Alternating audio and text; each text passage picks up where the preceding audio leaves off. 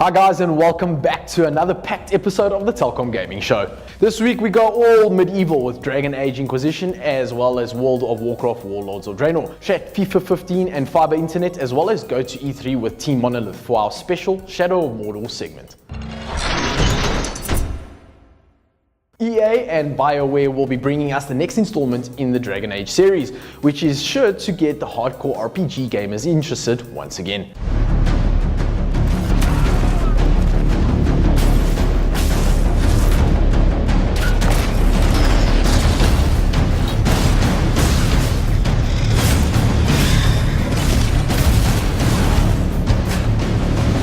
Dragon Age Inquisitions will be hitting current gen, next gen and PC platforms in just a few weeks, and will be making use of an awesome Frostbite 3 engine and combining the best parts of Dragon Age Origins and Dragon Age 2 into this awesome game. Inquisition is said to feature much larger environments, meaning that gamers can do a lot more exploring and will have multiple races returning to the game for both male and female characters. Players will be able to customize their human, dwarf, elf or Qunari characters and head into Thedas once again. Combat has been revamped in the new game and will focus more on player ability, where they will need to prepare for battle and position their party members in ideal positions to take on fights. And for those who love Origins the most, the tactical view will be returning on all platforms. This time around, BioWare has told fans that decisions made throughout the game will have a much greater impact on the story, which in return will give the player more control over the entire experience. The most interesting thing though is the two different forms of combat. Players will be able to take an over-the-shoulder view to slay their enemies, as in a more modern RPG game, or go really old school RPG and use the isometric view from above, all the while using the pause button to tactically assign orders to the correct character. Gamers who are into their World of Warcraft can be delighted in the fact that the new expansion is out and newly released for PC.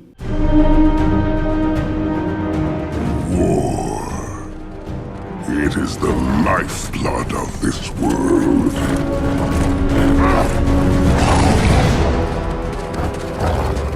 We are its children. The expansion raises the level cap from 90 to 100 and will introduce garrisons, which can be built and upgraded by players. The story takes place after Mists of Pandaria in the alternative universe on Draenor, the homeworld of the orcs. There are a bunch of new dungeons and raids for players to sink their teeth into, as well as a new increased difficulty called Mythic, which will be the hardest version of the raids. For those who haven't yet got themselves the next gen console, never fear, because Ubisoft has got your back. Assassin's Creed Rogue will be out this week on PC, PlayStation 3 and Xbox 360, and will act as a sequel to Assassin's Creed Black Flag and create tie-ins with Assassin's Creed 3 and the new game Assassin's Creed Unity. The game is set in the mid-18th century and follows the character Shay Patrick Cormac, a once Templar, now turned assassin. Gamers who are fans of Black Flag will find that Rogue is very similar, with a mixture of ship combat and exploration, as well as the usual third-person land-based action. The open-world action-adventure game from Rockstar that has received huge praise when it was released last year is set to hit next-gen consoles this year too. Looking at the 18th of November as the release date, the game will be coming to Xbox One and PlayStation 4 with an all-new first-person view, which is going to increase the fun of the game by a huge factor. Rockstar hasn't forgotten about PC gamers either, because GTA 5 will be coming to PC too. But unfortunately, those gamers will have to wait just a while longer, as the release window is scheduled for the end of January next year. In the first of our brand new celebrity feature, we chat to Joe Crane from Soccer Laduma about his love-hate relationship with FIFA 15. I've been playing FIFA since I was about 8 years old. The first game I ever got was FIFA 98. I had David Beckham on the cover. It was Road to World Cup. First computer game I ever bought. So I think, with my love for football and stuff, it's always been sort of the first game on my calendar of it. When's it coming out? What's next? What's the first one? So as a 24-year-old who probably should be getting to that stage when gaming is less on my priorities, I did download it, so the pre-order, so when it hit 1 minute past midnight on the day of release, I had it so I could stay up and play. So I don't think that's going to change anytime soon. Because I'm unlucky and I was born in Sheffield, I'm a Sheffield Wednesday fan, so they're always the first team I play with on the game. It's nice because I can't go out and buy a Ronaldo or a Gareth Bale or a Messi or anyone like that, so I have to try and find these little bargain basement guys who are maybe 35 but still got a decent rating on them. So I'll go and I'll find them and they can play for a season or two, and then I'll start looking for the youngsters who can come up I've just won the Premier League with Wednesday. I've got no one who anyone knows. No, there's no players out there that anyone will recognise. But there's some good young players I signed from like FC Twente and different clubs around the world who are, by the time I think I'm in 2018, it took me 3 years to win the Premier League, to go up from the Championship, then I got Europa League, and then I won the Premier League the year after that. I do play on a decent level, by the way. I'm not just sat on amateur, like running around everyone for the fun of it. So yeah, I get through, and then it's got to a stage where my aim is to make Sheffield Wednesday a 5-star team. It could take a while. I think maybe by, like I said, I think I'm in 2018 on it now. Maybe by about 2022, when I've got a team of literally people who nobody knows, just young players from nowhere. Maybe by then there'll be a 5-star team, and I can get rid of the game after that. I think I've completed it. The graphics on this FIFA, and not so much the graphics, but the way the players interlink with each other, I think is phenomenal. I played it on my 360 first, because obviously I got the demo on my 360 before it came out for Xbox One. So I played the demo and I thought it was great. The gameplay of it was wicked, but people kept telling me, my friends back home and stuff who were playing it on the PS4 and on the Xbox One, they were like, just wait till you play next gen. I was like, it can't be that much better, surely. So then I get my Xbox One, I start playing, and I see the guys start pulling each other's shirts and there's marks on the grass and that sort of thing. I'm like, huh? Like, have we got to this point? I remember playing FIFA 98 when people looked like they were just like a box. And you could play indoor. Remember indoor, it was like the little, with the wooden floor and stuff, and the walls were not there, but the ball just bounced off the air. To see how the game has developed is mental, really. I mean, I've been there since, obviously not since the beginning. I think the first was in '94. I mean, I was dribbling at that time, just actual dribbling. So yeah, I've been playing for like my whole life pretty much, and the way that they seem to, every year they manage to go one up, even if it's marginal. I mean, the last year was minimal changes, but this one compared to the last game is huge, and I think every time they do it, they create a new era of football fan. This could be yours. Well, obviously not all of you guys. I've got this one actually. I can sign it for you, but I don't think anyone really wants that. So basically all you have to do is check the details below. Tell me who my favourite football team is. I've just spoke about it in length, so it shouldn't be too difficult. If you don't get it, then you don't deserve the game anyway. In this week's Our Tech segment, we talk fiber, as in super fast internet. The fiber revolution has finally come to South Africa. Fiber to the home went live in Johannesburg in a local suburb in the last week. The good news is that brings 100 megabytes per second, low latency, high speed, high quality fiber connectivity to everybody's home. Telkom are rolling out fiber to 40 suburbs across major metros in South Africa, and it actually makes a lot of sense. You should go to the Telkom website. There's a finder where you can find exactly which suburb you're in and where you are and what speeds are available. The huge benefit of fiber to the home is simple to explain. Imagine you want to download a 50 gig game. On a normal 10 meg line, that is going to take you anything up to 2 days to download. And while it's doing that, nobody else in the home can use the internet. There will be no streaming. And in fact, even your web browsing will slow down to a snail's pace. Whereas on a 100 meg fiber line, you can probably download that game in as little as 2 hours, depending on where you're downloading it from. The good news from Telkom is that they are provisioning more and more exchanges with up to 20 meg ADSL 2+ without having to go VDSL. And again, go to the Telkom website, check your area and see if your particular exchange is provisioned for up to 20 meg ADSL. It's not quite in the same league as fiber, but you cannot compare 20 meg ADSL to anything else that's available on the market.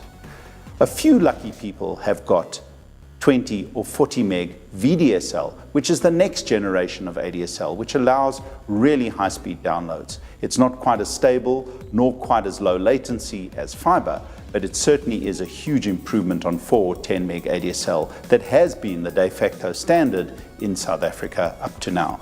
There's no question that high-speed fiber to the home completely transforms the gaming experience. Even when you're in gaming or playing with other people online, you'll find that the speed, the latency, and the ability to download updates, patches, and games becomes instantaneous and super easy.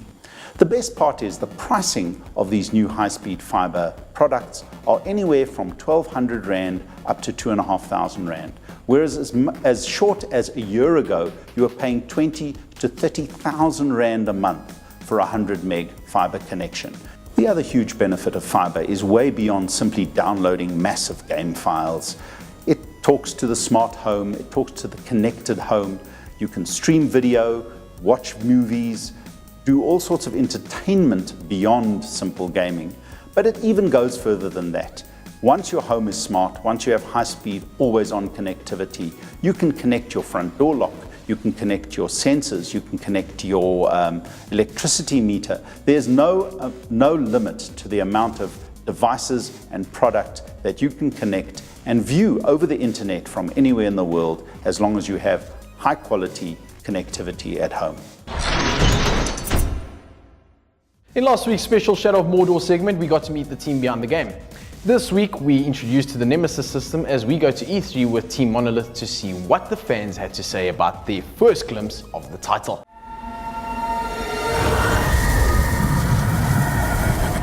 To make a truly high-end video game, you need an outstanding engine, art and animation assets, and perhaps most importantly, a core design system that redefines the gaming experience in a way that both excites and challenges players. For the team at Monolith, this reality led them to develop something they call the Nemesis system. We wanted to create something that was genuinely new within action-adventure games. Something that reflected your actions back to you, but not in a scripted way, in a way that gives you the freedom to play the game however you want to. The best area we can put all of our focus is to make enemies more interesting. Why don't we make those like the open world environment where you can do anything? Why don't we make it where they can be anything? Your enemies will be able to have this personal bond and relationship with you, and then they'll be able to reflect that back to you with their actions, how they get promoted, the things that they're wearing, all the different things that they say. These aren't just, your classic story beat guys. Any no-name grunt orc can take you out. Time for me to rise above my so-called brothers. They want to become famous off of your mistakes, so they're looking to come after you, and just as much as you're looking to come after them. So you have the ability to interrogate orcs and dive into their minds. You can learn what their different strengths and weaknesses are, like stealth, fires, the environment, how can you use the different things around you. There's also his relationships to the other characters in the world and guys who are supporting him who you could pick off one at a time to make that fight easier, or who you could turn against him to actually help you. I've seen tougher groups of ghouls than your sorry lot. You're not navigating your way through a set of stories or encounters or missions that someone else has created. You're actually creating those yourself through gameplay, through existing in this world, through interacting with these characters. But creating unique enemies in a dynamic living world requires careful design and implementation of multiple elements within the game. The biggest challenge with building this system is that there are so many of those pieces, and each of those pieces interact with each other. You've got the character artists who are making all of the different faces and all the different costume pieces and all the weapons. You've got designers who are giving them all kinds of different abilities. You've got the writers who are coming up with the personalities and the kinds of things that they can say. Every time you show up, I'll choose you. There's all the animation, not just their bodies, but their face. And it's not easy because there's so many millions of combinations that things can go haywire. And since it is a dynamic system, there's also a lot of unpredictability that comes with that as well. With the convention season about to kick off, the team is pushing to get the latest build of the game ready in time for E3, one of the biggest video game expos on the planet. One of the challenges of showing the Nemesis system and putting it hands-on at E3 is you can't just do 15 minutes of gameplay. We have to cover every single possibility. We've got to make sure it's as seamless as we possibly can so that their experiences, whatever corner of the world they happen to wander into during their time, come off without a hitch. It literally is a cross-section of the game where we're just dropping the player in, and there it is. It's the sandbox. It is the game. It is the Nemesis system. It's been a busy few weeks, but the E3 build is finally in the can. With the game ready for its close-up, the team prepares for the chance to show off their hard work.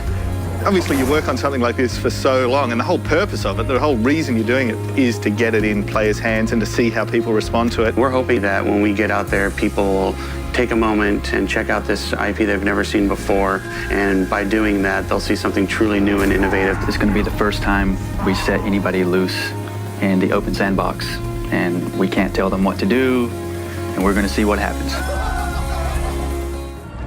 the Electronic Entertainment Expo in Los Angeles, California, one of the largest video game trade shows in the world, attracting the biggest names in game development and showcasing some of the largest entertainment franchises in the world. It's a chance to connect one-on-one with fans of the game and see for the first time how the public reacts to the Nemesis system. So different to hear us talking about it versus seeing people actually get their hands on it, actually play it. You don't know what people are going to think until they experience it. We're really excited to have the opportunity to show you guys Shadow of Mordor today.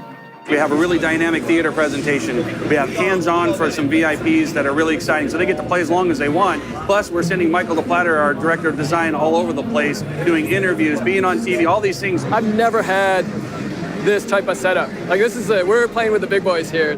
The opportunity to connect with fans face-to-face, answer questions, and get feedback is one of the best things about attending a show like this. The fans are really use E3 as a barometer of what they want to purchase next and what games they're interested in and what they want to look at. Getting the fans to touch the game, to actually experience what we've been making is the key. It's awe-inspiring seeing their eyes light up as they start to understand the Nemesis system and all the innovations that we're providing. I had some people come up to me afterwards and just tell me that this was the most amazing game they'd ever seen, and they came and actually shook my hand afterwards.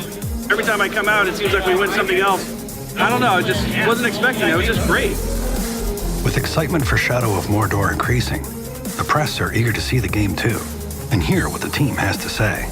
Those interviews are great for a couple of reasons. One, we get to talk about the game at more length. Secondly, we get to show people more of the game, and in particular for us, the fact that every single time we play the game, it's going to be different. So we've had multiple news outlets who've had somebody come and play, and they've gone and told their friends, you got to go play this, or they themselves have come back to play, and it's happened a lot.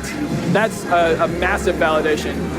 That's incredible. When they go in there thinking they're going to spend 15 minutes and they come out an hour and a half later, that's just the most satisfying thing.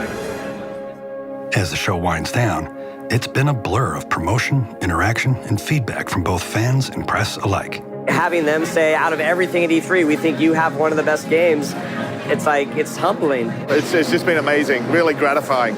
You're always worried. Is it something you put so much blood and sweat into?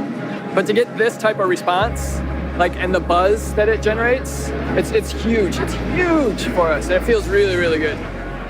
Now it's time to pack up and get back to the real work of delivering a finished game. And we're all going to come back from this show really high in life. We're going to tell the team how excited they should be. Then we're going to say, guess what? It's end game time. Bug fixing, performance, optimization, closing down, and shipping. We have to really dedicate a good chunk of the next 4 to 6 weeks of our life to making sure that the game that's delivered to the fans are what we promised here at E3. In the next episode, we join the team in studio once more as they batten down the hatches and ready the game for submission.